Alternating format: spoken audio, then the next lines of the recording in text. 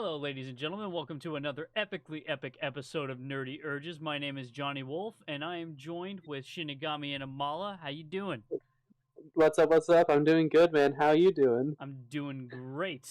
On this particular episode, we're going to be discussing two important topics for this current season of anime: the Dark Trio, which consists of Chainsaw Man, Hell's Paradise, and Jujutsu Kaisen.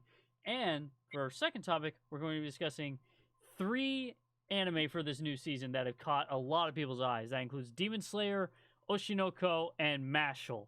So these are very relevant topics in the anime community in this day and age. So here we are to discuss. But starting off with the Dark Trio, we're gonna start with Hell's Paradise because that in and of itself is just it's a mind fuck and a half. Oh, yeah, I've seen the first few episodes so far, but I'm mostly waiting for the entirety of the dub to come out because Right. it looks absolutely gorgeous, and I am a massive Alejandro Sab fan, and I want to hear his entire performance as Gabimaro the Hollow, just Right. because I know he's going to do an amazing job. He's an amazing voice actor, and like it's such an amazing series from what I've read. At least I've read the first volume and some of the second one, and I absolutely adore it. Yeah, I'm gonna be honest. I haven't read any of Hell's Paradise's manga. I've seen it on Shonen Jump, and I marked it on one of my favorites, but I never actually got time to read it. And for those of you who don't know who Alejandro Saab is, he's a very amazing voice actor, as Shinigami said, and he voiced. Wait, what? No, it wasn't Falco in Attack on Titan. It was Falco's older brother in Attack on Titan. What was his name? Ah, Colt. Colt. That's right. Cole, Yeah, yes. he voiced Colt in Attack on Titan season 4. Well, yeah, the actual season 4. I don't go by that part 1, part 2 shit. I don't care. But more importantly, he voiced Shinomiya in Horimiya, which is by far one of my all-time favorite roles in his career. That was such a good role for him. I've been meaning to see Horimiya. Would you recommend it? I would very much recommend it because, to be honest, my favorite thing about it is it's like one of the perfect slice of lives because it's just a regular high school romance and it plays out everything crazy and cringy and hilarious that occurs in a high school romance. And half of it you're just watching and be like, yeah, I've been there, sis. And I'm like, that's literally half the time you're watching it, but I digress. But Alejandro Saab voices for what I assume is the first time in his career he voices the protagonist in a shonen anime. Yeah, I believe so. Yeah. More people would probably know him as Sino from Genshin Impact, and actually, he just got this one role that I'm super excited about personally as Akihiko Sanada in Persona 3 Reload, which Oh I yeah, that's know right. I know so many people have been hoping for a Persona 3 remake for so long. Is that I'm is that just going glad to be a video game or an anime or is it both? video video game. There is a Persona 3 movie series as well, which are absolutely stunning. Right. Out of all the Persona anime adaptations, that's hands down the best because they actually took the time instead of just cramming it into one season of like 24 episodes. They split it up into four separate movies, and the animation is absolutely gorgeous. Sadly, it none of them were ever dubbed, to my knowledge, at least. Right. But the voice acting is amazing.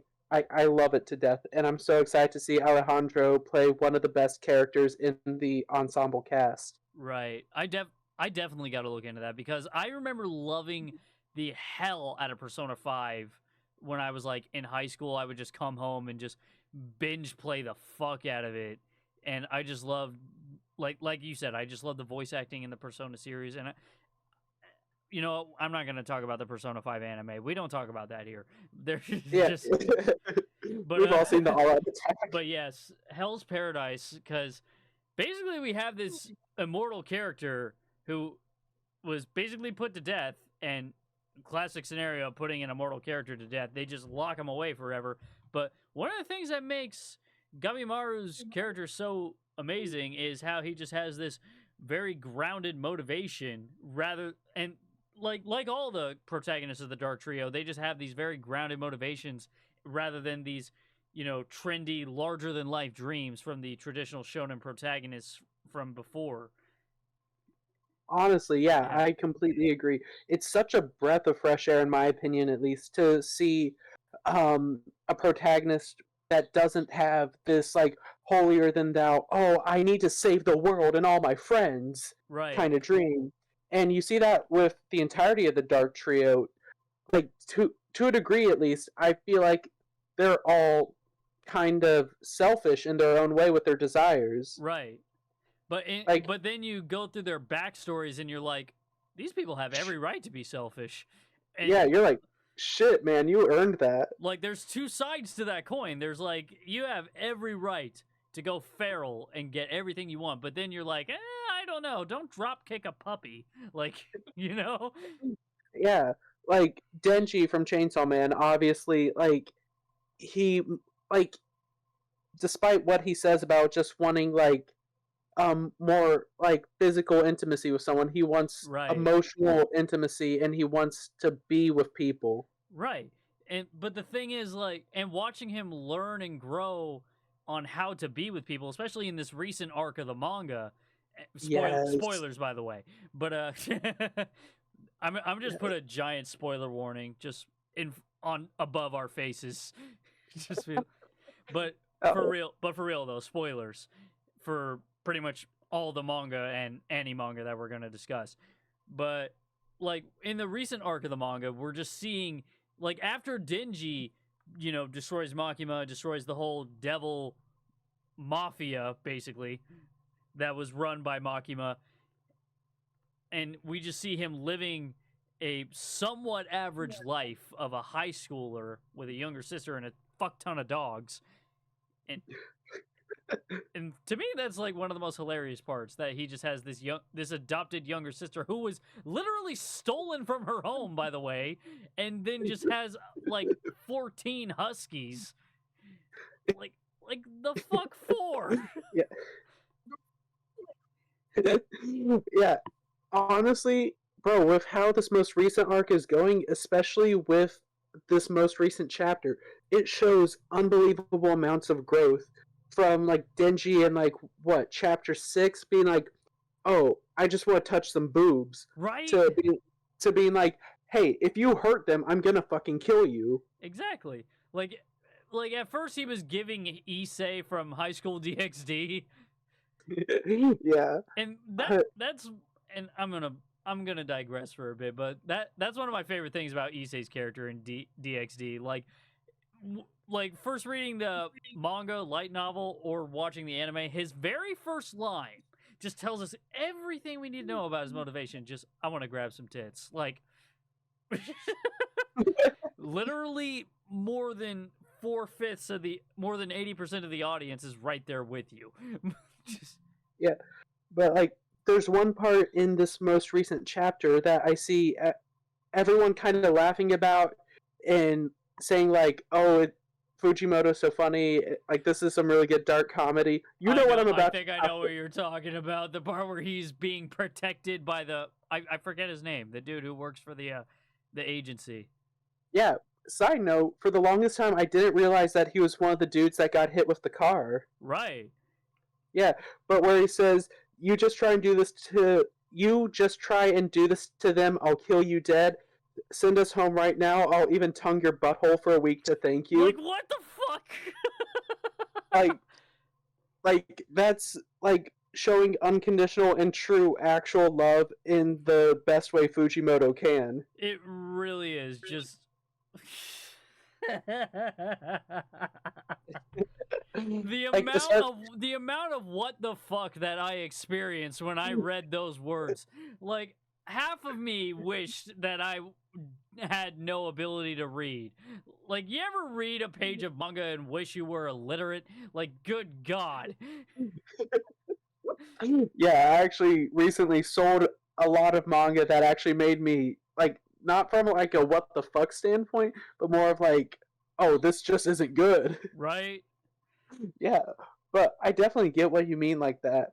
Like when I was reading one of Fujimoto's other works, Fire Punch, like I was Right. like that within the first chapter. Have you read Fire Punch at all? I have not. I heard great things about it, and I've been meaning to look for it at the local Books a Million.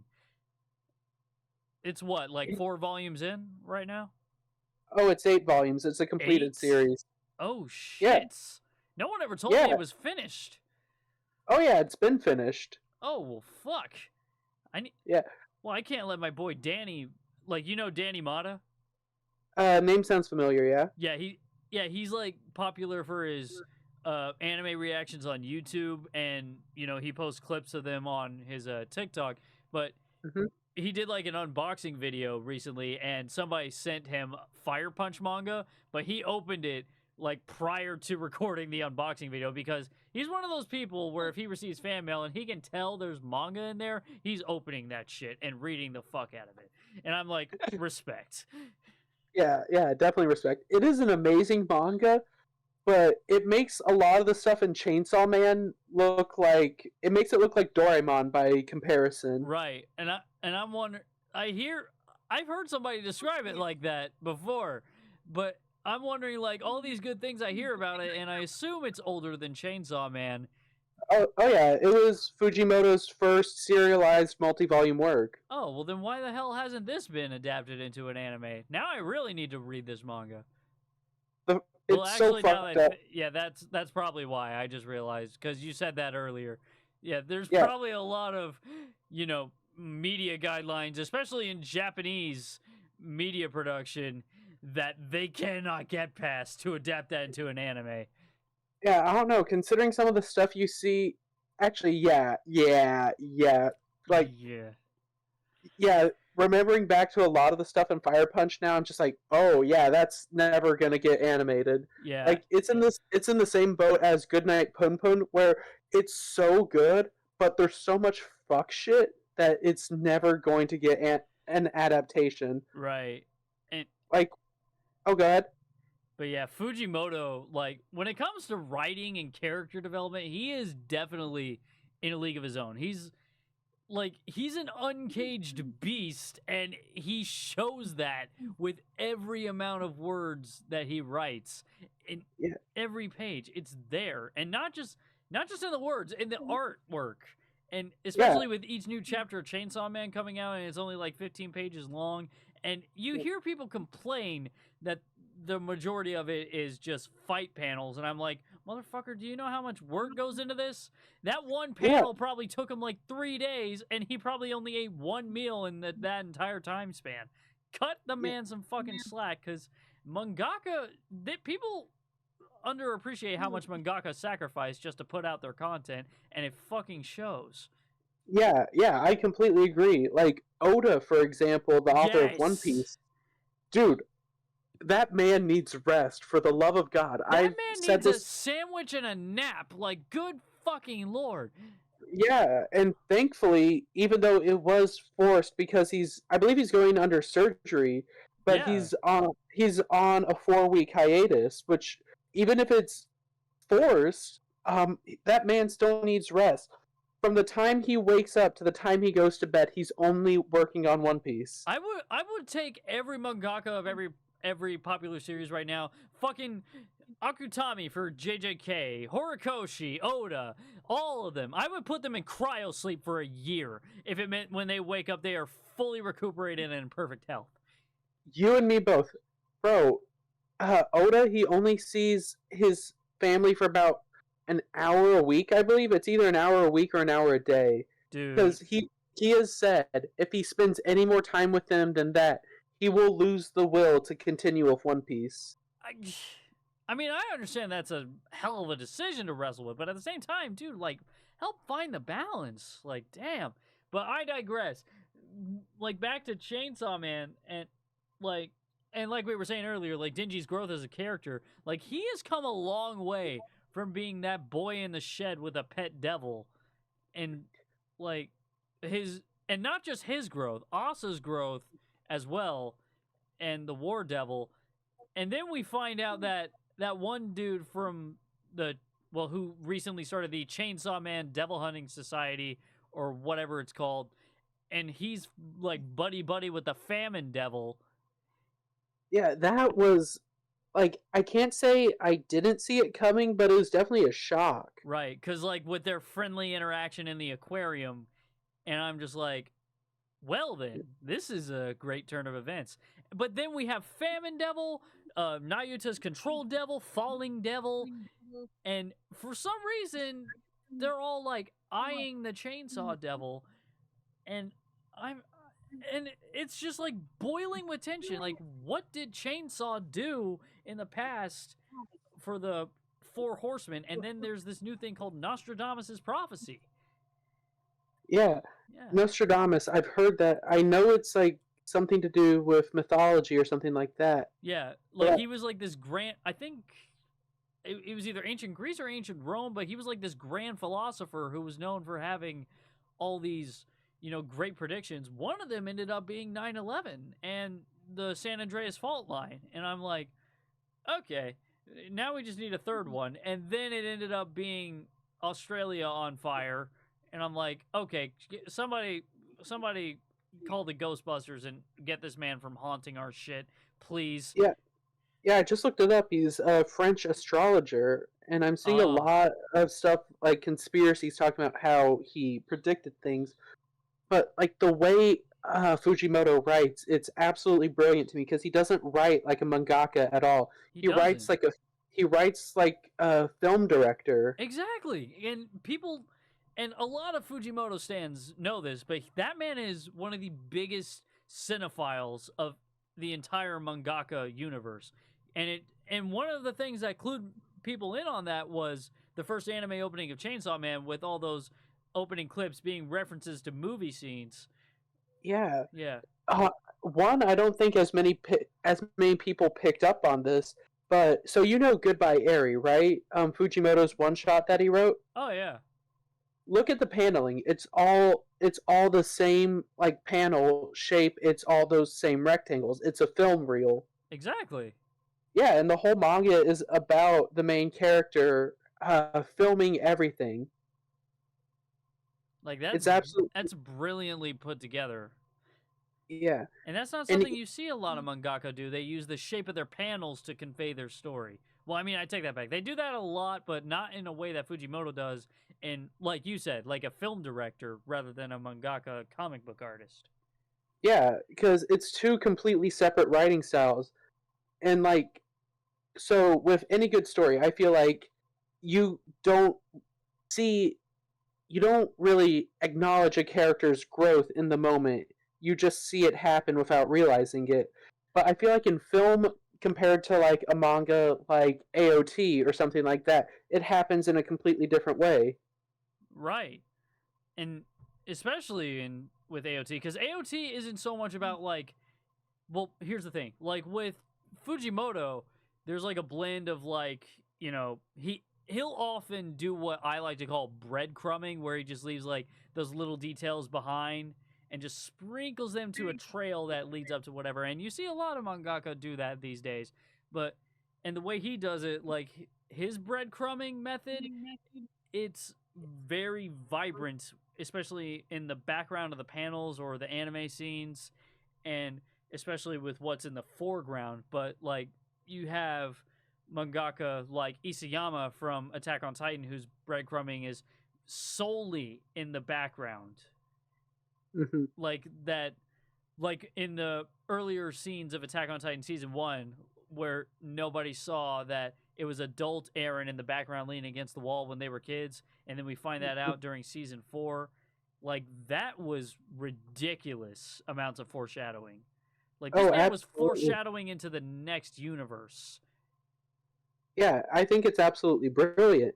Yeah. But with Chainsaw Man, I feel like the way Denji moves forward in the plot, um, it feels largely in part of things happening around him and him reacting to that, compared to something like AOT, where for the most part, where when Aaron's the focus, at least in the main character, and near the end, it kind of switches more towards like Mikasa and Armin and everyone. Right. But but it's more of Aaron um, causing actions and reacting to others' reactions Exactly. from my point of view, at least with AOT. Right. I mean, that's how I felt as well. And I remember I heard and read that people were complaining around the, like, and I know we're kind of getting off topic with this, but this is actually something that really needs to be discussed about the Attack on Titan fandom as well as the series. But I read and heard that people were complaining that Eren wasn't, the protagonist anymore around the ending arc, that he was made out to be the villain. But that's the thing. He made himself into the bad guy, and the question was, how do the others react? Because because look at everything that happened, because first of all, like, the middle of the series, the genre flip, it went from being a post-apocalyptic survival story to a political war thriller over the span of 3 episodes in the anime, or like close to 13 chapters in the manga, if I'm not wrong. But I believe so, yeah. Yeah. And that was a mindfuck and a half for that shift to just go. And then you have the time skip, and then you see what's happening on the outside of the walls. And then we have Gabi's character, who really flipped on us a little bit, but it was easy to see that she was just a reflection of Eren in a way. And then, like I said, Eren made himself out to be the bad guy because it was shown, like, on the other side, outside of the walls, how much everybody hated the Eldians of Paradis, and they will only ever view them as devils. Well, the majority of them will only ever view the Eldians of Paradis, or all Eldians of the world, as devils. But if Eren made himself into the bad guy and his friends stopped him, then history would see the Eldians who stopped him as heroes. Oh yeah, absolutely. Exactly. And I think that's brilliant in its own way. But personally, I still view Eren as a villain, because to me, that's what he is. Were his intentions good? Possibly. Yeah. But that's the big thing. He still attempted genocide. Exactly. And with the way these stories are told, I feel like Attack on Titan specifically is about Eren's descent, where Chainsaw Man is about Denji's stagnation and desire to ascend. Exactly. Like, Denji as a character aspires to greater heights, and he is definitely progressing. Maybe not at the rate that a lot of people would choose, but that's the thing. That's what part of makes Denji so grounded. There is no steady growth given all the situations he's going to go through, because it's just one obstacle after another, as it would be for most shonen protagonists. But the things that are coming Denji's way, like, we are left on our toes, like, to the point where our toenails are just bent and ingrown. It's painful in the best way possible. And it's just brilliant character development, in my opinion. And what I love is how he grows in terms of, like, experience, but in terms of, like, actual character, like his state of being and personality, that part doesn't change. Mm-hmm. I completely agree. And so, like I said, Eren, he descended into this enemy of the world, must kill, number one most wanted. Right. Whereas Denji, while he may have growth as a person emotionally, socially and physically, he's still stagnant where he is, even though he tries to get higher. Exactly. But yeah, which I think is absolutely brilliant. Right. But yeah, and that's another, and that will bring us to Hell's Paradise, where we have Gabimaru. Like, well, let's see. I mean, like I said, I haven't read the manga, and I'm like, and like you, I'm watching the dub, and I'm like on to episode 5, which is where we meet Yuzuriha. Well, where Yuzuriha meets Gabimaru. And I'm going to be honest, the moment Yuzuriha gains screen time, and I'm like, already 15 source codes, they're somewhere. And I'm just... she's the psycho looking girl with the, like, kind of square purple hair and a ponytail. Yeah, she's the she's the Kunoichi. That's what she is. And I'm just thinking to myself, like, first of all, great outfit. Second of all, I love the voice actress that they cast for her, who is Jill Harris, who is famous for the English voice of Norelle from Black Clover. Oh, nice. Yeah, I love her performance as Yuzuriha, and especially the part where she puts on her, like, seductive voice when she, like, pins Gabimaru down with her legs, and I'm like, okay, feeling some kind of way here. All right, my attention is fully placed on this woman. Right. This 2D It's woman. like that scene from JoJo's where Joseph had his eyes popping out, like his head, like like that. You know what I'm talking about? Nice. Right. But I'm just like Yuzuriha as a character is very intriguing to say the least, because like we learn so much about her like within the first few minutes of her screen time. She's very clever. She knows how to get what she wants within a very short amount of time, especially when it comes to manipulating men, as it would be for a Kunoichi in that time period. Yeah, and let's be real, dudes are pretty easy to manipulate. Yeah, especially in that time period where they're basically just a bunch of misogynistic pricks. All right. Oh, titties? Titties. All right, what do you want? Titties and thighs? Yes. Good old AT&T, am I right? But that's why they have the AT&T girl, ladies and gentlemen. That's what it really stands for. I'm gonna get so much shit for saying that, but oh my god.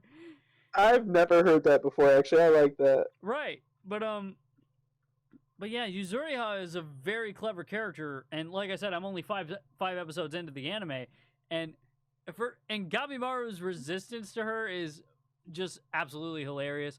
And that just reminds you of how grounded he is as a character, because he just wants nothing more than to go home to his wife and live out the rest of his days in peace with his wife.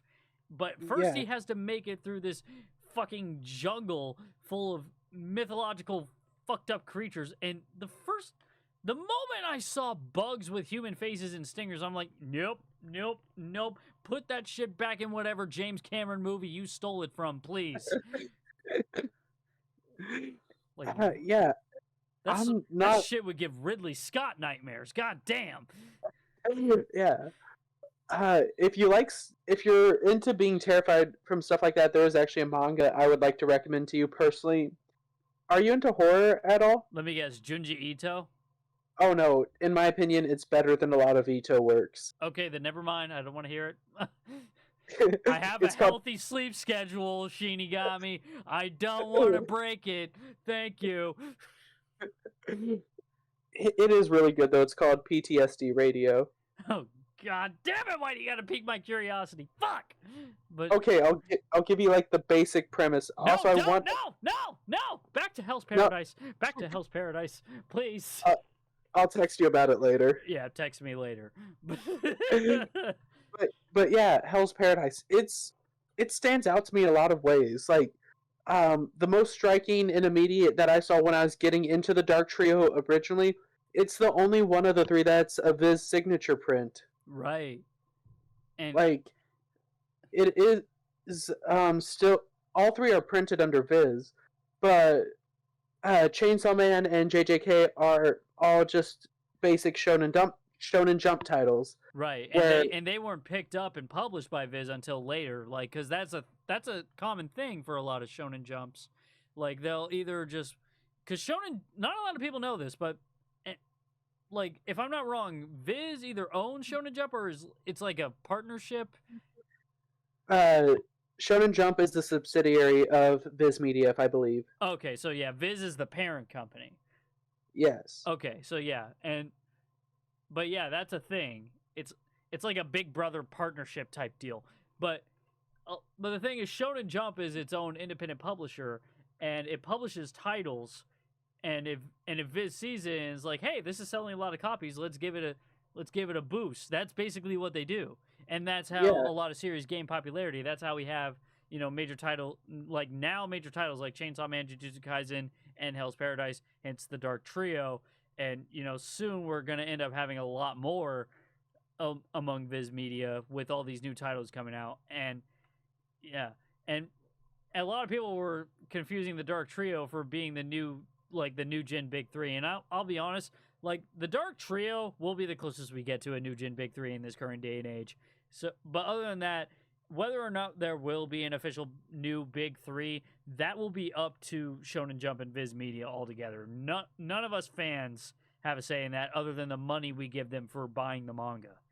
Yeah, because honestly, the only reason the Big 3 is the Big 3, it's all because everything was in the right time and place. One Piece, Bleach, and Naruto, which are the actual big three. Dragon Ball's never going to be in there. It never has been, and it never will be. Cry about it. I'm looking at you, Oh. Dragon Ball fandom. Cry about it. We're going to get so many mad ass Dragon Ball fans. Like we should give a good goddamn. Let's be real. Let's be real, Sheeny. Let's be real. Honestly, yeah. But like, the reason the big three is the big three is because in the late 90s and early 2000s, when these series were at their peak, right when they were first like all starting and getting traction, we were in a major dry spell for content, for good popular content. Exactly. And yeah. And then manga, and I will admit, and to be honest, this isn't even really an admission of truth, because this is just that. That's truth. The Dragon Ball franchise definitely played a part in popularizing anime and manga here in the western part of the world, the modern western part of the world. But it didn't track nearly as much manga sales as it did for those three series.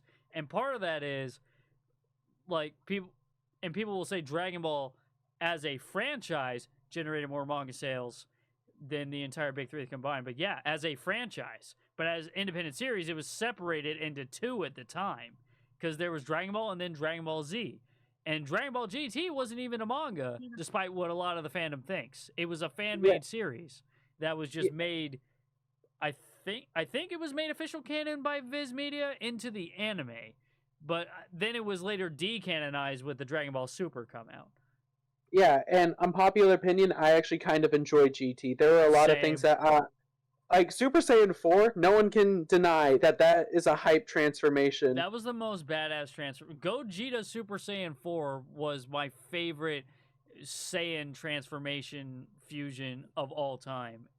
Yeah, and I'm going to be real, the most recent transformations in modern Dragon Ball with Super and Superhero. It's literally just Super Saiyan in a different font, and it's horrible. Thank you. It's so stupid. Like, even, like, and I will admit, I shamefully collected this Gogeta figurine, and I got it signed by both the voice actors. But that is amazing. Because I'm not gonna lie, Super Saiyan Blue Gogeta is pretty badass in my opinion. But like I said, the transformations are literally just copy and paste with a change of color. Like, that's basically it. If they could bring back the like ape-like transformations from Dragon Ball GT, that would be great. Like, if they somehow achieved great ape form, or like semi great ape form, like, that would be a great integration of that. Oh yeah, absolutely. Right. And like, let's be real, Dragon Ball has some of the stupidest naming conventions when it comes to power-ups. Like I'm sure you remember back when Super Saiyan Blue used to be called Super Saiyan God Super Saiyan. Right. That was the dumbest thing. Like, why the hell you gotta say Super Saiyan twice? Just say Super Saiyan God. That's literally all it is. I mean, we did have Super Saiyan God. That was the original. That was the original. Like, the scarlet red hair and eyes and stuff. And like, first of all, Vegeta had that, and he just mastered it with. They were just able to achieve it without doing the energy fusion thing, and I'm like, the fuck. Yeah, the energy fusion thing was stupid to me anyway. That was a huge continuity error, but anyway. Yeah, like, oh, you need the energy of 7 pure-hearted Saiyans? Oh, we only have 6, but what's this? Videl, right? Yeah, like, she had a Saiyan, like a quarter Saiyan fetus, and I'm like, what? This math ain't mathin'! What the hell, Toriyama? Excuse me, what is this ass pull? Right? but even then, like, but then you have like that kind of unmitigated fuckery, and then you have the fuckery in Jujutsu Kaisen where the power system is literally all over the place. Like, like, if you want to talk about, like, it's the most convoluted, but at the same time most, like, it's convoluted in the most understandable way, because like every power system has a root rule, and in this one, like the cursed energy power system is that it's based on emotional channeling, but the method at which it's carried out can be different depending on the person, and that's really cool because you have something similar to that, like Nen from Hunter x Hunter or Chakra from Naruto, which is because people will complain about the over versatility of cursed energy from Jujutsu Kaisen, and I'm like, have you kept up with the shit in Naruto, One Piece, or Hunter x Hunter? Like the shit they do with hockey in One Piece, or Chakra in Naruto, or Nen in Hunter x Hunter, or the quirks in MHA for that matter. Like, goddamn. I don't even get me started on MHA. Fucking oh my god. Wash. And I have so many questions for Wash. Like, because apparently quirks manifest at puberty. Like, was he just born a regular baby and then just wake up one day, Mommy, I can wash your clothes? Like, yeah. And I forget his name. I think it's Tokoyami Birdhead. Tokoyami Fumikage, also known as Tsukiyomi. Like, and like someone explained to me how that happened. Right? Like he just woke up one day with this giant shadow creature coming out of his stomach, and one of his parents has a bird head too. So I'm just like, were you surprised? Yeah, and I'm just wondering, does he have like teeth or something? He has teeth under his beak. At least that's what the animation suggests, which is kind of freaky in and of itself. I'm not gonna lie, but I digress. Back to Jujutsu Kaisen. Like, we have these cursed energy power systems, like, and we all know how much everybody loves Gojo. And except Sunny. We all know how much everybody loves Gojo.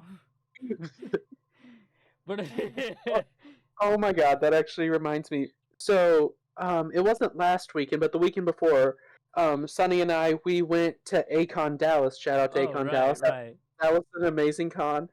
I think Sunny's told this story on her TikTok, but if not, so I was also meeting Sunny's cousin Amber there, and so they were getting autographs, and one of them was Gojo's voice actor, and Amber's just you know what I'm talking about. Amber was just like talking with Gojo's voice actor, having him sign a print, and she was just like, "Oh, my cousin actually hates Gojo."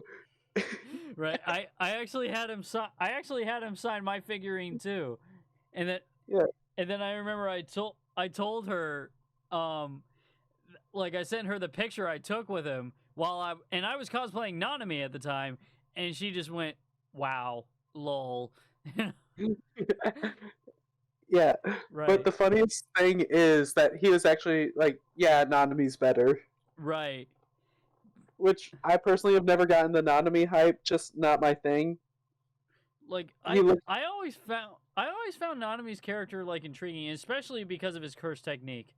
Because like I forget the actual name of it, but the secondary part of it is called overtime. Because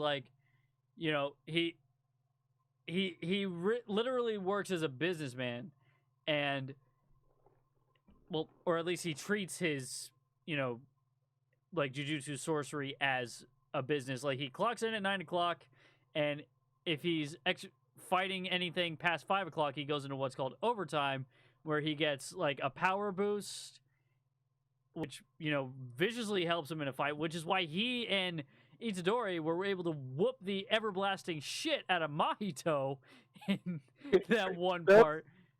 And anime onlys ain't ready for Shibuya. No, they're not.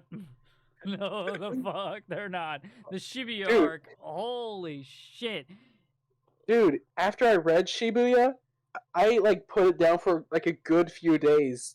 Right. It was like the Twins arc in Black Lagoon. I just had to sit with it. Dude, Toji simps are gonna have a field day though. Bro, Toji's barely in the series.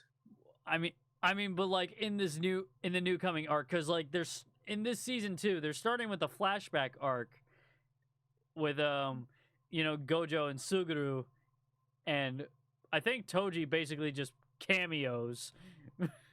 Yeah, Toji's in it. He's in it for like 5 chapters, I think. He's in the Right. series from like 5 chapters, up to what I've read at least. Right.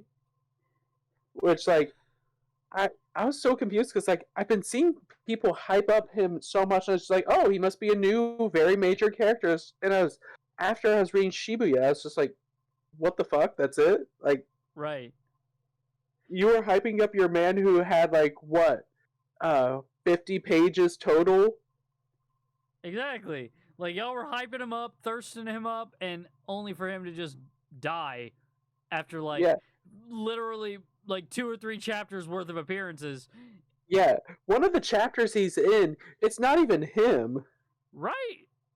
Like he was literally it was like the Lich from Adventure Time. He was a ghost wearing a dead guy. Like what the fuck? It was so dumb. It was, But it was so dumb, but in terms of story, it was brilliantly carried out. I'm not gonna lie. yeah, it was brilliant. But The Sims just made it more than what it was. Right. Yeah. Yes. With JJK though, I remember I went into someone's live stream on TikTok one day. I think it was Starscream actually, but Cool. I went in there, just typed in JJK, Chainsaw Man, and Monsters Inc. all have the same power system, and everyone just like all stopped and read that. Wait, hold up.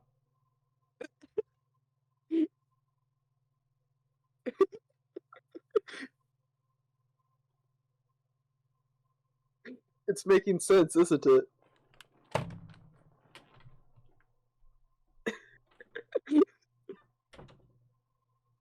Oh my god. Oh my god.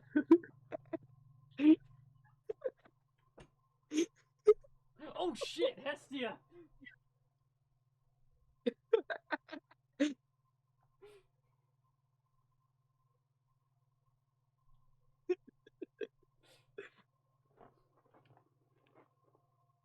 Like that took me a minute, and I'm not comfortable anymore. Like, oh my god. Bro, I'm it was definitely posting that as a clip on TikTok. Like, holy shit. please do. You said Also Jujutsu Kaisen, Chainsaw Man, and Monsters Inc. all have the same power system? Tag Starscream in it. I'm pretty sure he'll remember it. Oh, hell. I remember like everyone that was in the live at the time just kind of stopped because like all of them just stopped and read it. I think at the same time, and they were just like, "Oh, what the fuck?" That's not even the first anime comparison to Monsters Inc. I've heard before. Like, have you heard of or seen Buddy Daddies? I've been meaning to. I've heard it's really good. Buddy Daddies is literally Monsters Inc. but with humans. Like, two strangers find this lost little girl and they keep her safe from the authorities until they find her real home. And they find out whether or not they have to keep her. Oh my god. That's literally it. It's fucked up. That's amazing though. Right. And that was on an episode of my buddy Danny Mata, like I said before. That was on an episode of his podcast, Otaku's Anonymous, and he has that podcast with a NC Hammer 23, and they brought that up, and I was not okay for like a good 30 minutes. But like back to Jujutsu Kaisen, like, and that's another thing, like, and I remember we talked about this before, like how it has two really well written protagonists, especially like in terms of like very grounded motivations, because we got Itadori and we got like Yuji Itadori and Yuta Okotsu, and in my opinion, and a lot of people in the JJK fandom agree with this, Yuta is a much better protagonist than Itadori. I do agree to an extent, Right. but I still consider Itadori the primary protagonist. Right. Like, he's definitely the primary protagonist, but like as far as like character and like as far as character and growth, Okotsu is definitely one of the best I've seen written in recent fiction. Like, Yeah, because from where he started to where he is now, because especially in the recent chapters of the manga, like, just holy shit. yeah, and I'm not caught up with the manga. I'm like post Shibuya. I'm where they're like breaking into Jujutsu Tech to meet with I forget his name all the time, The really weird looking guy. There's a lot of those in that book. The one that Geto and Gojo were trying to deliver the person to in the flashback. I think his name was like had to do with like plasma something. You know who I'm talking about, right? I don't think so. I might have to look that up later. You said they were trying to deliver the schoolgirl to someone in the flashback arc? Yeah. I know who you're talking about. I see his face. I can't remember his name. All right, I'm glad you know who I'm talking about. At least I'm not taking crazy pills. Yeah, I know who you're talking about. I know who you're talking about. I see his face. I can't remember his name for the life of me. But god damn it. But like yeah, we got Jujutsu Kaisen and the grounded motivations of the protagonist. Like Itadori, like it's laid out pretty clearly from the beginning. He wants to, you know, like his grandfather was like, "You're a strong kid, so help others," and then well, first of all, this is something I have a problem with in the story. Like the cliche of the older loved one just basically willing themselves to death. Yeah. He literally just said, "Hey, since you're so strong, help people. Bye, I'm dead." That's it.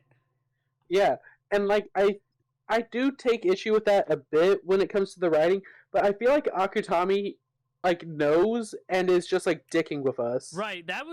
I refuse to believe that was anything but a troll. Yeah, it felt so sudden that I was just like, I see what you're doing, Akutami. We like it was like Loki kind of a joke. Right. Yeah. And then you have that playoff with Itadori's like stupidity, and then at the same time, like he's too stupid to like he's so stupid that he can't even pretend to be anything else, which is why everything he pretty much says, he's too stupid to lie. Yeah, honestly. Yeah.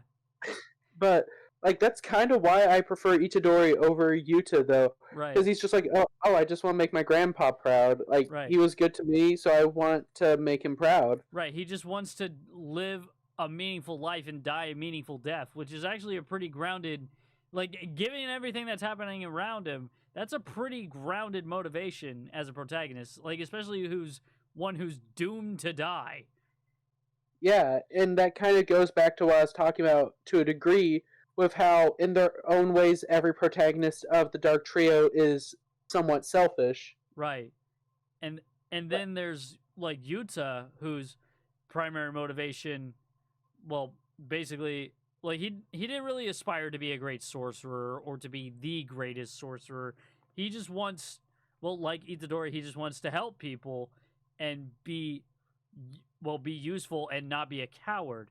Like Yuta wants to gain strength through his own perseverance, and like you said, that is mildly selfish. And he wants to, keep Rika in his life. Yeah, Rika.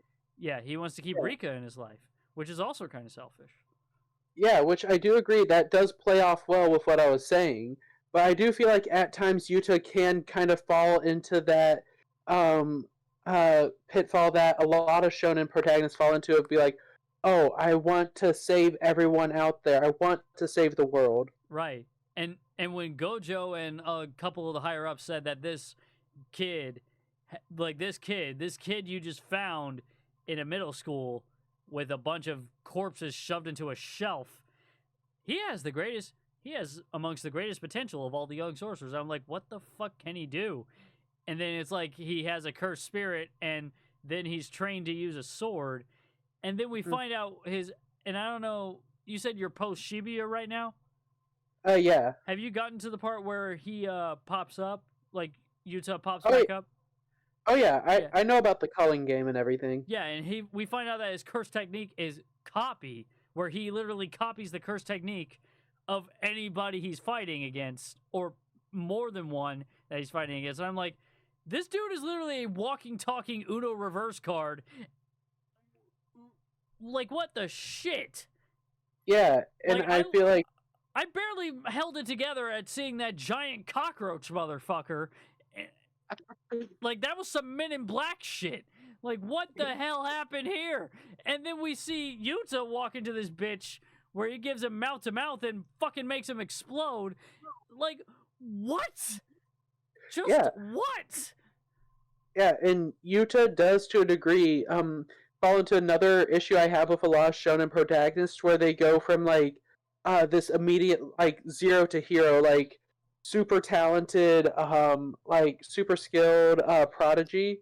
Right. Like the immediate example I can think of is Asta from Black Clover, Right. which like he went from having no magic at all to being able to have this grimoire and being able to use anti magic. Right. And what's messed up is they were furthering explaining that like throughout the recent chapters of the manga. I mean, I probably have to catch back up in a bit, but it was later revealed that the devil that he I'm trying to think of the word here, but like the devil that he formed a contract with within that grimoire, it was actually the soul of the devil that was raised by his biological mother. And I was like, so why the fuck did his mother raise the devil but not him? And then it was later revealed that the mother had a magic ability that literally siphoned people's magic out of them to the point where if they stood around her long enough, they would die. So, which made sense because, you know, you're carrying a baby and baby is born without magic. Yeah. Yeah, you can't keep the baby for too long or else he'll die. So I'm like, okay, that makes sense. It's easy to put two and two together. But because Devil Baby didn't have any magic at all, he learned anti-magic when he escaped hell, and that's why he was able to raise Liebe, the name of the devil. She was able to raise Liebe as her son. So basically, they were like estranged brothers united by fate. But I'm just like, at the same time, this is a really wild and semi-random twist of events. Yeah. Right. But that goes back to like what I was saying with that like immediate like zero to hero, Right. which like it does bug me with how formulaic that is with a lot of shonen. Yeah. Like, and it just kind of breaks the mold that the Dark Trio has to a degree, which is weird to say considering the Dark Trio is the Dark Trio because it breaks the standard mold of a shonen. Exactly. Like Chainsaw Man, Denji, he's still considered an outcast and stagnant where he is in life. He is still seen as a gutter rat. Exactly. Gabimaru, you could argue that he's fallen since the start of the series. Yeah, he's like a fallen part of a higher being, and Yeah, and like they just look at him like you fell off, and then it's like you're like a demonic creature. You killed a lot of people. You should be put to death. And it was like, newsflash, I'm immortal. Fuck you. Like that's it. yeah. And with Itadori, he's average. Like that just feels so much better to me than like a character like Asta, like I said, who's just kind of thrust immediately into this position of higher power. Right. Like I like feeling like there are a lot of people better than the main character. I like feeling like the main character can easily get his ass whooped by a lot of the people around them. Yeah, it definitely shows like vulnerability. Well, maybe vulnerability is not the right terminology here, but like what would be the right word here? Well, like showing weakness is definitely important for character growth because you literally, because like they say, you learn from failure, but like how deep does that failure have to go for you to learn to get stronger? That is the ultimate question, which is which is like training arc incoming. That's it. Yeah, like I would probably describe it as like being able to show weakness is definitely something I really like about a shonen protagonist, but also being able to rely on others without outclassing them. Exactly. Like this is one of the reasons why Claymore is one of my favorite manga that I've read recently. You would absolutely love it. even just for the women, by the way. Yeah, I remember I remember Sonny Ajax told me that it was basically wait, actually no, this it was either you or Sonny that told me this, but it was basically like Berserk, but it was like the busty thick thigh love child of Berserk I and know, Black Lagoon. I know what you're talking about. I know what you're talking about. Let me pull up the DM. I sent it to you. Like I Yeah, you sent said, that to me like a couple weeks ago, and I still laugh about it. yeah. You ever look at Berserk and think, "Damn, I'd love to see this again," but with just semi-emotional, semi-sociopathic muscle mommies. Exactly. I'm just like, what the fuck? I know immediately what she's talking about because Yeah, I've seen the first arc of the anime, but I never finished it. I need to finish it. I please don't watch the anime. It's not good at all, in my opinion, at least. Oh Basically, yeah. what it fell into the same hole that so many 2000s anime fell into of like, oh, the manga's still all going, ongoing. We caught up to it. What do? Exactly.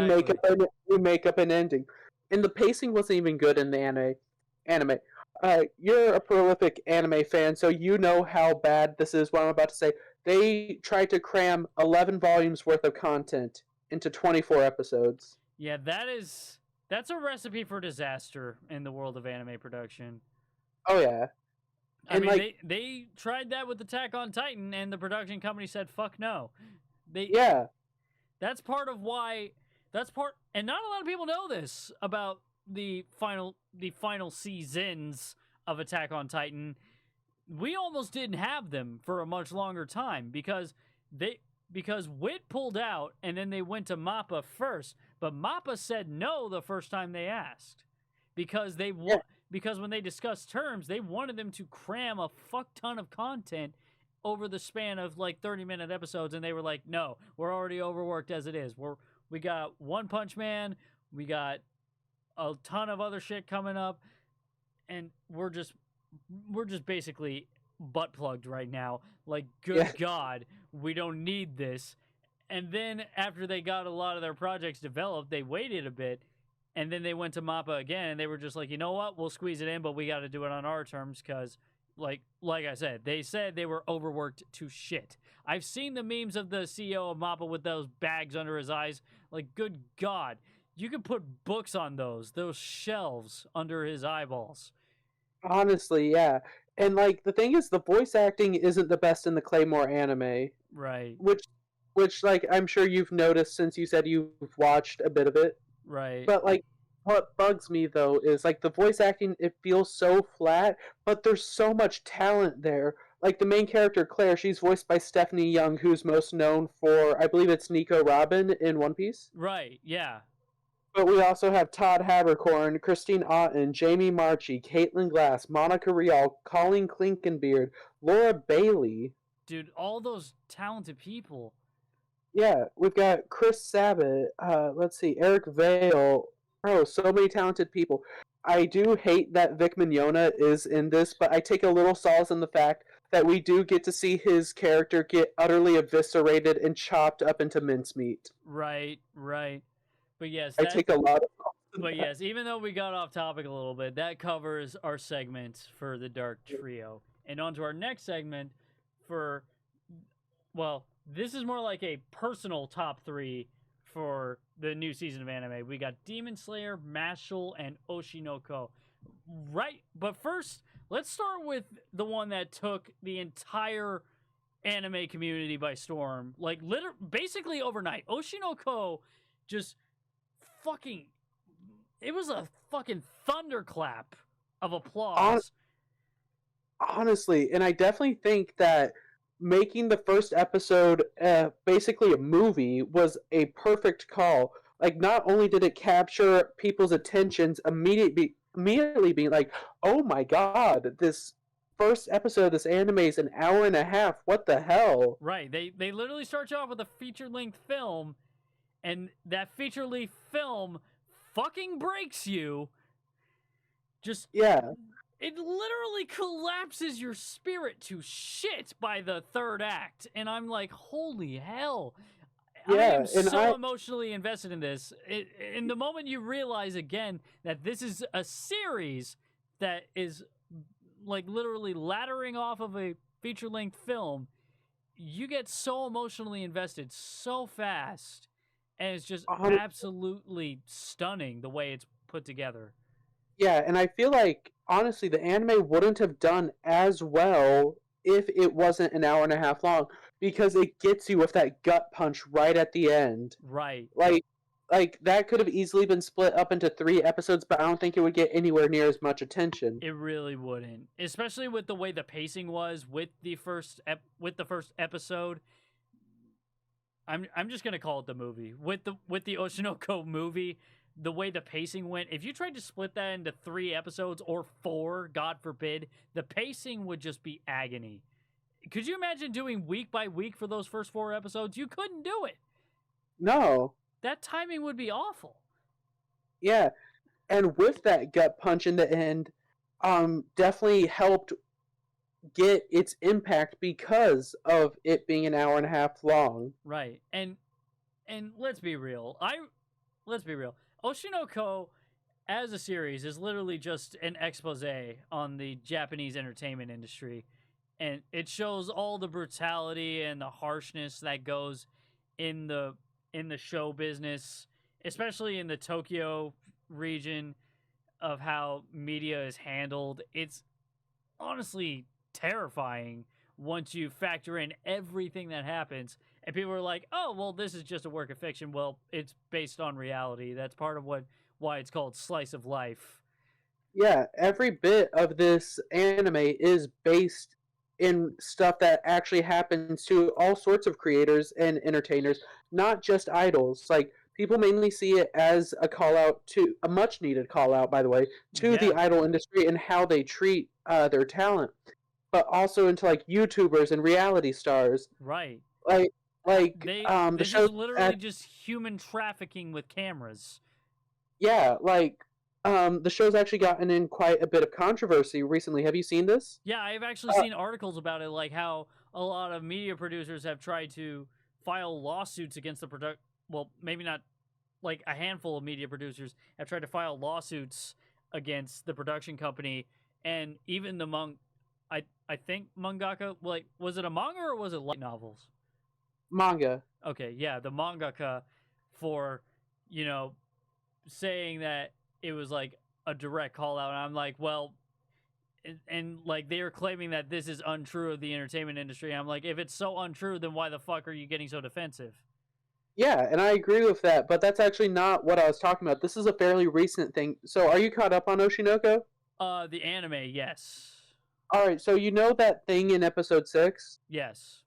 where the character fucks up on the reality TV and then basically gets bullied into Attempted trying to suicide, yeah. yeah. Uh so like trigger warning for anyone listening, mentions of self-harm, suicide, all Right. the stuff regarding that. But the mother of a Japanese TV star actually filed a complaint with the broadcasting company about that episode because it is strikingly close to what happened to her daughter, except there was no one there to save her. Right. And so a bunch of like toxic fans actually ended up harassing and bullying the mother online for filing the complaint, which I feel like she was right in filing the complaint. I mean, Because that's definitely well, I mean, in my opinion, this is my opinion. Like, she is, and in the same breath she isn't, because on one hand, this is a work of fiction that is inspired by a harsh reality of the entertainment industry, and to be and at the end of the day, every person is responsible for all the media they consume, and for her to be triggered by that is completely understandable. She's every right to reach out and complain, but at the same time, like, you take responsibility for the media you consume.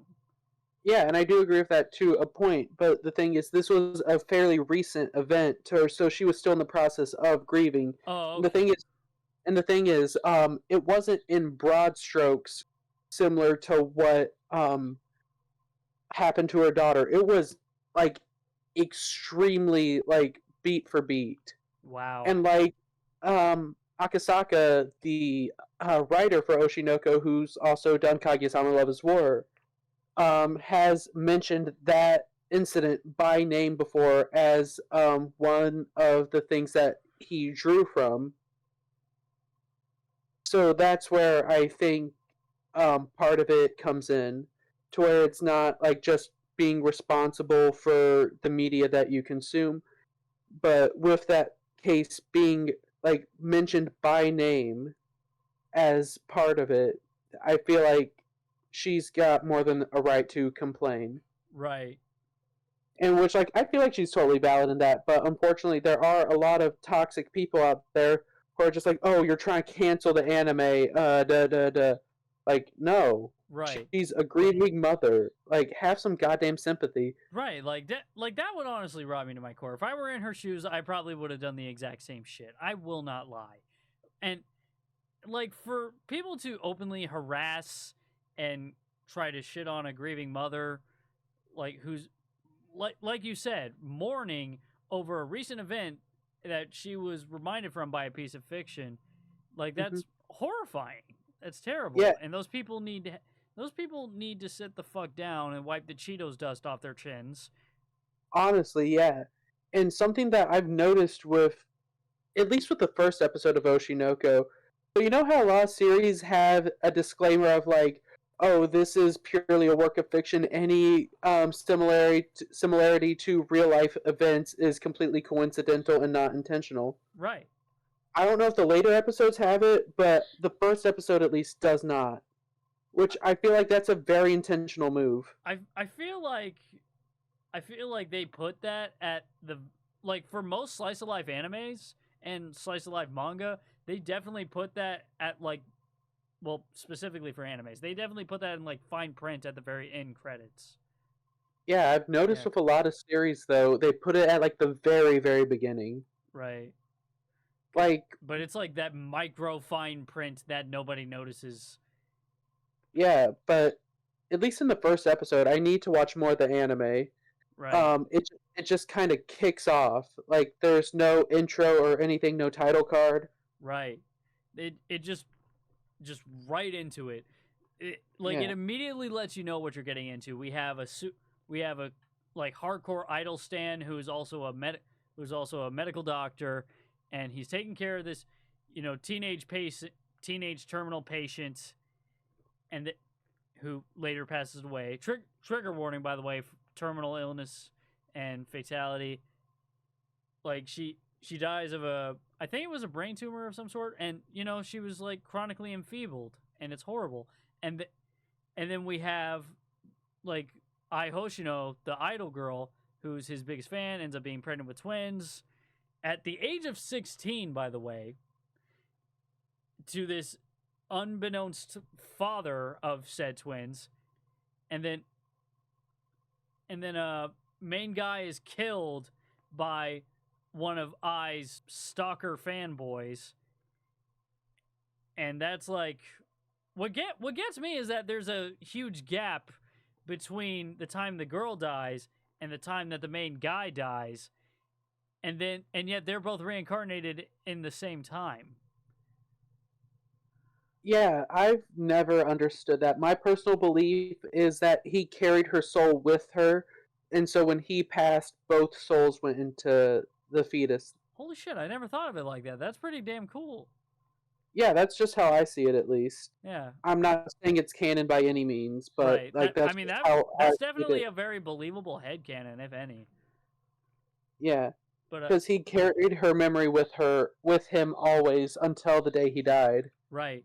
And also like that dude, like from Doctor to Aquamarine, like that character growth is honestly very very well put together as well. The especially with his twin sister's character growth, cuz her going from a chronically enfeebled, terminally ill teenager to a fully able-bodied like middle schooler able to literally reach for the stars. That's a very like I love that clash of perspectives in life cuz we have that one dude who's like able to do like everything that he's completely able-bodied, able to do whatever he wants, and he chose a life of helping people. And then we have like the one, like I said, chronically enfeebled teenager who was always falling down, not able to do shit, and then goes into a fully able-bodied life. But and even though the doctor guy was reincarnated into a fully able-bodied life, he limits himself heavily. Yeah. Yeah. And I definitely think, like, especially in the first episode, it shows when like Ruby would get more upset than like a normal child would when she'd fall down or like do bad at dancing, Right. because she's finally been given this chance and she's not being able to do exactly what she wants. Right.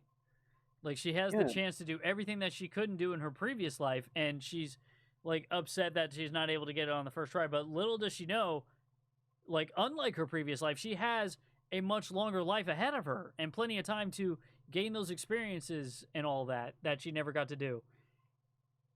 And um I mean, and like it was said in the anime within the later episodes, all she was able to do in her previous life was watch idol fan videos. It was literally her entire dream to just live out the life of an idol, but little did she know the harshness that comes with it. And that's one of the bigger character clashes that occurs in Oshinoko, the harsh reality versus the shiny side of being an idol or any member of the entertainment industry for that matter. And those Yeah. two twins are like the yin and yang of that. Yeah. And like I definitely think it shows with the eye symbolism as well. Right. And Like Aquamarine's is darker and like darker overall, and I believe the star itself in his eye is black. yeah, I may but be wrong. I mean it is at times, but that's only in times where he like focuses on his revenge plot. It's like Yeah. the same twinkling light, but like one's on the left and the other twin has it on the right, and like I said, that's like the representation of two different perspectives on the entertainment industry. One looks at one side of it while one looks at the other side. Yeah, and this is where I think Oshinoko is amazing because it doesn't paint the industry as all bad. There are good aspects of it, Right. but it also keeps it unbelievably real. Exactly. It keeps it grounded and at the same time very realistic. And a lot of people who work in the entertainment industry, myself included, will watch this and be like, I've definitely been there.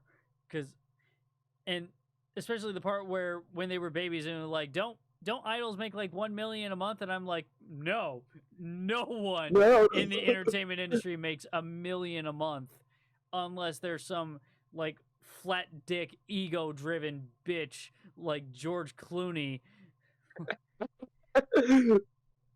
Like, good God, no. Find me one actor, singer, songwriter who works in the entertainment industry that makes 1 million a month.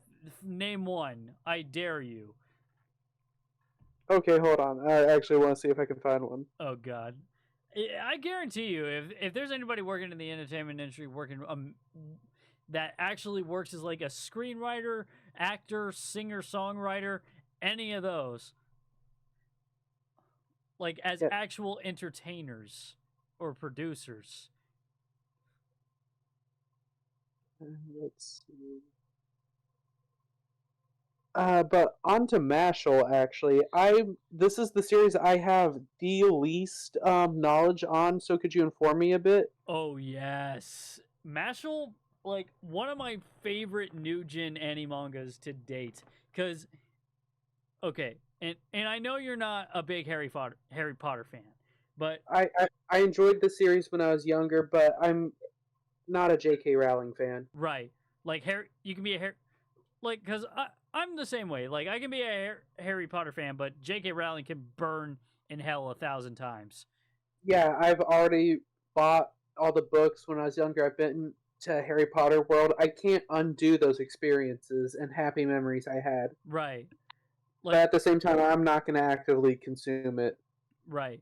But like what Mashal is, like take all the best elements of Black Clover, Harry Potter, and One Punch Man, and that's what this anime is. It's a melting pot of all the best elements of those media. It's hilariously brilliant. Sounds like the misfit of Demon King Academy. It kind of, but the thing about Misfit of Demon King Academy is that he's not exempt from the power system. Like Misfit, he owns the power system. That man is the power system. But in Mashal, he's completely exempt from the power system in the sense that he's in a league of his own because he's all about physical strength, and everybody else is magic and ability. And there's this popular theory going around that I think was started by Doron. You know Doron, right? Vaguely, yeah. Yeah, and like because in Mashal, all of them have like cracks or marks in their faces that represent, and that's like a symbolism for their magical strength. Like you can have 1, 2, or 3 cracks in your face. The more cracks that you have in your face, the more powerful you are with magic and ability. And the theory is that like the crack in your face is literally your magic power coming from out of your body to be projected as magical power. And since Mash doesn't have a crack on his face at all, the theory is that all of his magic is manifested as physical strength, but it can't leave his body. Yeah, so he's getting that fizz build. Basically, yeah. The man is just walking, talking gains. Yeah. That man would be amazing at SMT Nocturne. Right. And there's so many obscure Harry Potter references. Like, remember the part with the mandrake saplings, how they would have to, like, quiet them down? Yeah. Yeah, like, in MASH, it was, like, something similar to that. I forget what they call it. I think it was something similar to mandrake. But you would yank it out of the ground, and it would start crying. And where other people were, like, using magic to make it go to sleep and like cut it up and make it into stew or some shit, Mash would keep pissing it off, and the more angry these ones get, the larger they grow. And it wasn't until Mash just decided to bitch slap the fuck out of it that it stopped crying. He literally slapped it into submission and made the biggest mandrake stew in the entire school. And I'm like, you crazy motherfucker. Like, everything he does is out of physical strength. I love that. Like if you read them, I almost got kicked out of a library like 5 times reading that manga because I was laughing too fucking loud. I'll definitely have to check it out. I'll definitely put it on my list. I'll watch it though first to see if I enjoy it before picking up the manga. Right. Yeah. But but if you have everybody watching, listening to this, if you haven't seen or read Mashal, definitely give it a read. It's one of the most entertaining new gens out there. Yeah. But yeah. And that brings us to Demon Slayer, which is one of the most popular new gens of all. And let's be real, if there were to be a new gen big 3, that would definitely make it on that list because like we said earlier, it's all about manga sales, and the top 3 manga sales for new gen right now include My Hero Academia, Demon Slayer, and Jujutsu Kaisen. And unless those numbers have changed within the past month, those are definitely still the top 3. But yeah, I think the top 10 selling manga for 2022 came out recently. I believe. I'll have to check on that. But something that really shocked me was that Kingdom was in there. Oh yeah? Yeah, like what shocked me though is that's never been localized into English. Huh. I might have to give that a read. But yeah, it's like a historical fiction series about China. Ooh. It's really interesting. Highly recommend. But yeah, back to Demon Slayer season 3, correct? Yeah, it's season 3, and I just gotta point this out because I take absolute pleasure in shaming these people. To all of you out there who got pissed off that the theatrical release of the first episode of season 3, which is what it was called, the theatrical release of the first episode of season 3, which was preluded by a couple of recap episodes from the previous season. And you guys heard that, read that, and thought, why isn't this a movie? Motherfucker! Read it is listen. A movie. But yeah, so Demon Slayer is on its most recent arc, and I've been seeing. So I don't know anything about Demon Slayer pretty much. I've read up to like volume 3, Okay, so but that's around the part where they first fight. Well, you said volume 3, so that's okay. So they just came out of final selection around that part, right? I'm around where they meet Inosuke. Okay, so yeah, they just came out of final selection, and he met Zenitsu, and they're fighting Kyogai, the The drum. the drum thing. I forget what they're called, but Uh, I forget what they're called as well, but it makes the house move. right, which is basically like, in its own way, just a baby version of the Infinity Castle arc, which a lot of people are looking forward to. And Yeah, I've heard a lot of good things about that arc. yeah, the Infinity Castle arc will leave people in stitches and tears, but in the most recent arc, and but you haven't watched any of the anime? I've watched up to that point as well in the anime. I also saw the Mugen Train movie when it came out. Okay. So But I have a decent understanding of Demon Slayer. okay. So Just from secondhand knowledge, like from Sunny and other mutuals. so you know a good amount of what happens in this recent season? I know a good amount of what happened last season, but I know bits and pieces. Oh shit. Okay, you're back. Good. All right, yeah. All right. But yeah, like, I know we just got Mitsuri's backstory. Yeah, we got Mitsuri's backstory, and one of the biggest questions is how she's so strong, why the hell she's so hungry all the time, why she's called the Love Hashira, and like first of all, she's literally a thirst trap with a whip sword. And, Yeah. And one of the things that was uncovered was why her hair is pink when, as a child, her hair was black. Yeah, she ate a bunch of Sakura mochi. Right, and I'm like, the fuck? Yeah. Surprisingly, though, she is my favorite character, but not for degen reasons. Right. Yeah, like her personality just genuinely seems amazing. Yeah, she's a really fun character in all of that. Yeah, I do have volumes 1 through 6 sitting on my manga, and I actually have a little Mitsuri figure sitting right by it. Right. Yeah. And not only that, like, not only Mitsuri, but Tokito, Yuichiro Tokito, that dude's character is absolutely brutal and very well put together, very well written. Like one of the best written Hashira I've seen in the anime so far and in the manga. And once again, Tanjiro's growth is just like not only Tanjiro's growth on himself, but the way he affects other characters, which is what I really appreciate in a protagonist, the way they affect everyone around them. Yeah, I definitely can appreciate that as well. But like what kind of like put me off Demon Slayer a bit is the world building is almost non-existent. Right. Like I feel like I appreciate the quick pace of the manga and cutting a lot of the fat that typical shonen have. But I feel like it cuts too much and doesn't give the world time to breathe. Right. But like, then again, that's kind of like the life they're living. Like they don't get a break. They're constantly working. They're constantly chasing demons. And plus, like Tanjiro's on this quest to avenge his family. Inosuke's in it to, slay demons because, basically he has nothing better to do, like Inosuke.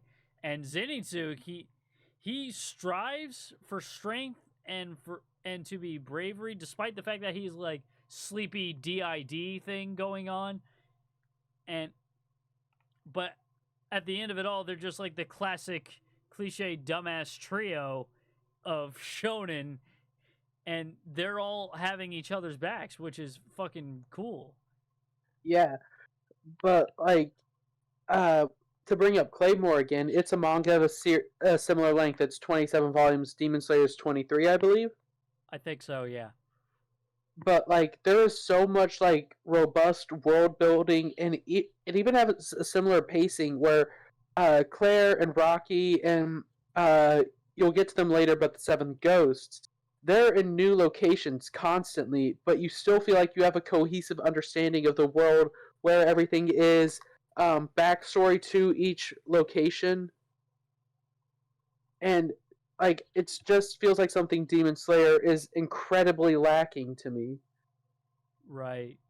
Like every town feels the same, every place feels the same, every forest is the same to me.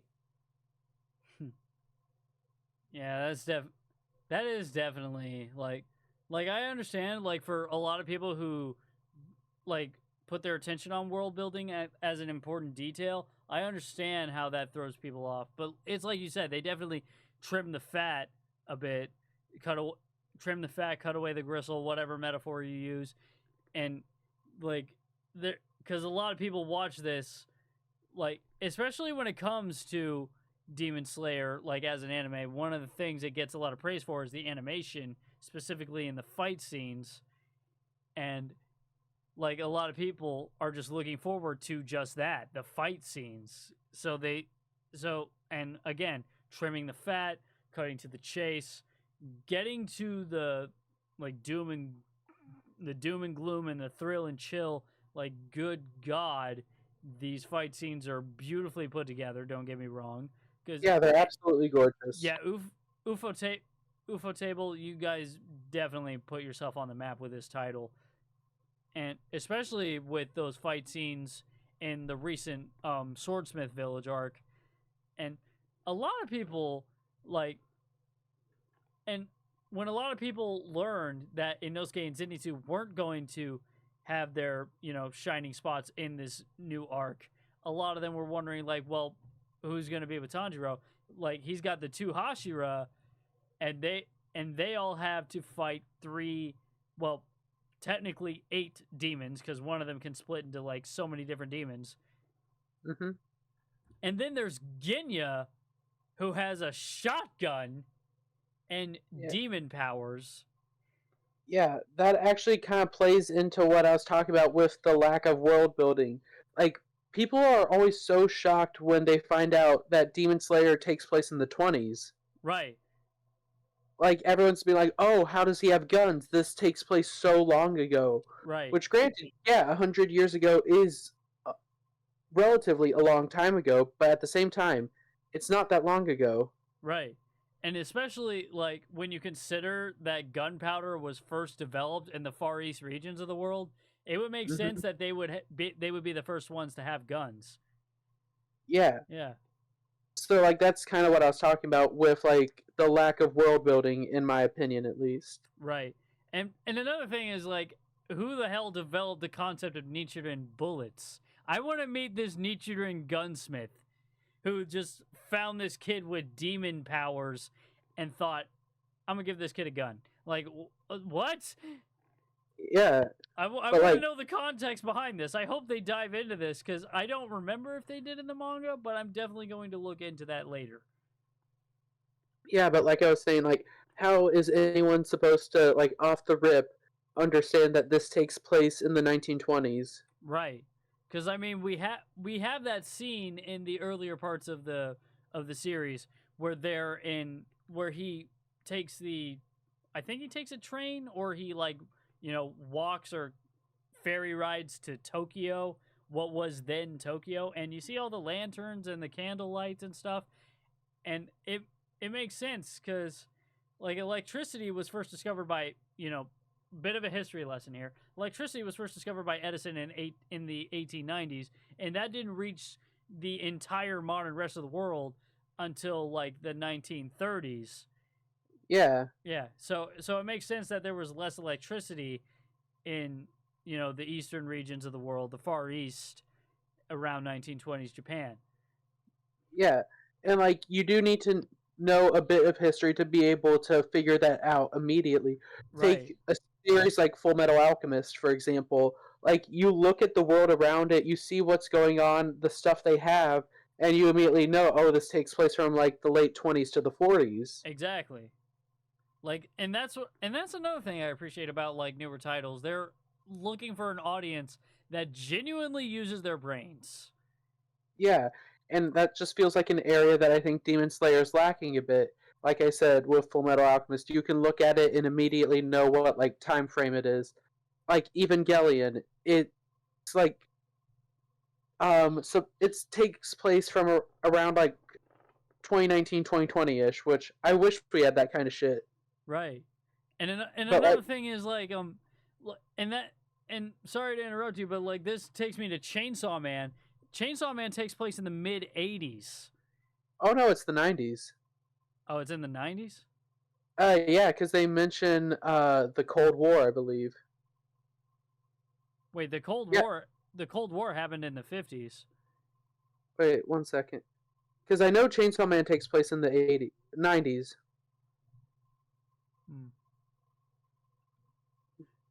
Because for me, Yeah, what's that? takes it takes place in an alternate timeline of 1997 where the Soviet Union still exists and events like the Holocaust, AIDS, and nuclear weapons have been erased from history due to the consumption of their respective devils by the Chainsaw Devil. Ooh. Okay, so now we answered my previous question as what the hell Chainsaw Devil did.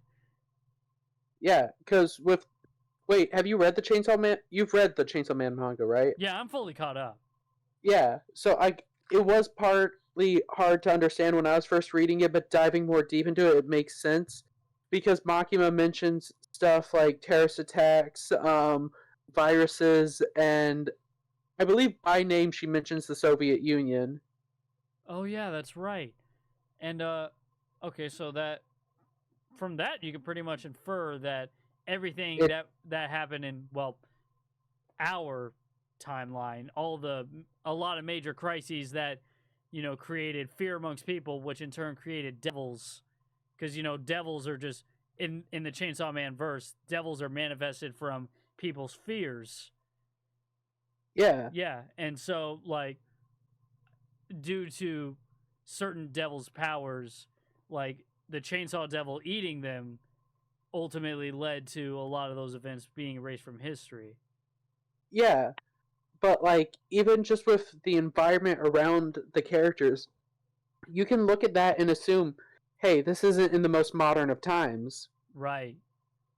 Like you don't see any like flat screen TVs, you don't see any like electric You cars. don't see smartphones. Yeah, exactly. Like in the aquarium when they were looking for a phone, it was a flip phone. Exactly. And Yeah, there were pay phones. that's one of the biggest examples, and that just goes back to my main gripe of Demon Slayer being like, you, the world isn't allowed to breathe. Right. And Like but in a way it everyone, kind of makes sense cuz this is a society, a plane of existence that's plagued by, man-eating demons. yeah, Right. but at the same time, everyone has all these breathing forms, yet the world has none. Right. And one could easily imagine that like there aren't too many technological advances because in a world where there's a major threat, hence demons that have all kinds of supernatural abilities, the leading minds of society would be focused on eliminating those threats. And Yeah, yeah, the demons probably spent a good amount of their time eliminating all those top-minded people. And I think Muzan brought that up somewhere in the series. yeah, I'd have to read it to know, but I think you're right. Right. But yeah, that's like but yeah, these are all like huge keys, like huge key details to bring out when discussing Demon Slayer as a series, and it's a really interesting conversation to have when you get right down to it. And Yeah, and it's definitely one of my favorite series of all time in recent time. Like cuz like I appreciate the method of world building cuz they're literally just like I said, they're literally just in a hurry to get all this done. Because one thing you definitely got to consider about Tanjiro as a character, he never wanted to be a demon slayer. yeah, The only reason he's doing this is to, help his sister as well as avenge his family. hmm And but other than that, he has no drive to be a demon slayer. yeah, Yeah. Whereas the others, they just strive for their own strength and motivation to help people. And Inosuke, he's just a wild card. But Yeah, but every dumbass trio needs a wild card.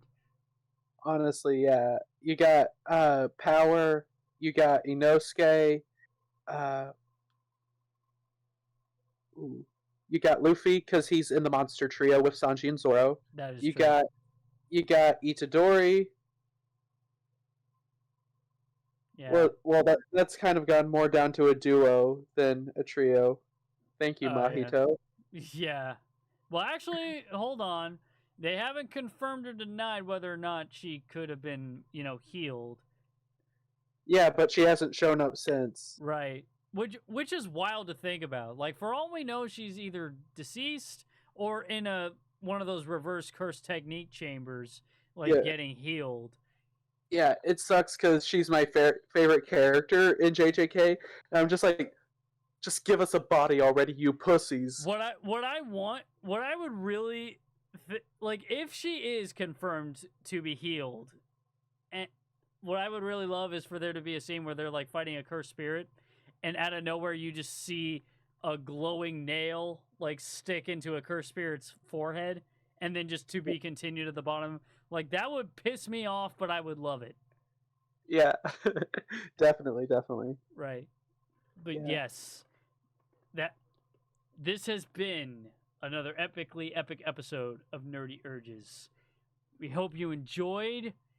I hope I hope the audio does not bug out. I'm just I gonna hope. I'm just going to hope to hell and back that the audio is nice to me.